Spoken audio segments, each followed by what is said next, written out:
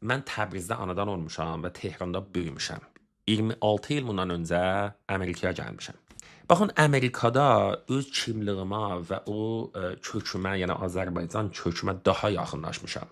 Mən bunu fas dostlarımda, İran fas dostlarımda da görmüşəm ki, bura gəliblər, öz kulturlarına yaxınlaşıblar, fas dilini güvənirlər, sevirlər, şəb şeirlər qoyurlar. Amma bunlara təəccüb gəlir ki, niyə mənim kimi adam ki, İrandan gəlmişəm, niyə hissim yoxdur fas dilinə? Baxın, mən fas dilini bunlardan daha yaxşı danışıram. Yəni ki, mən İranda həkim olmuşam, konkur vermişəm. Hər kəs İranda bilir ki, konkur yəni. Yəni mən ədəbiyyat farsini konkurda 100% vurmuşam.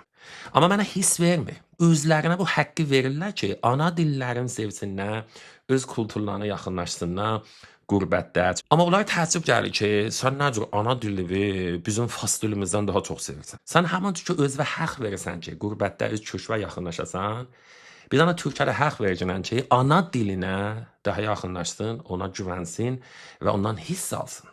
Sizin şairiniz tənha Ferdowsidir, diliniz tənha fars dilidir, tamam kimliyinizdir, tamam o ədəbiyyat ki varizdir, tənha özünüzə seçmisiniz və sizə təəccüb gəlir ki, niyə bir dənə ərəb sizdən sizinlə eləyənmir həmvətən olar, biz eləyənmirik. Çünki sən ərəbə sərdən axşama təhqir eləyirsən, ihanət eləyirsən.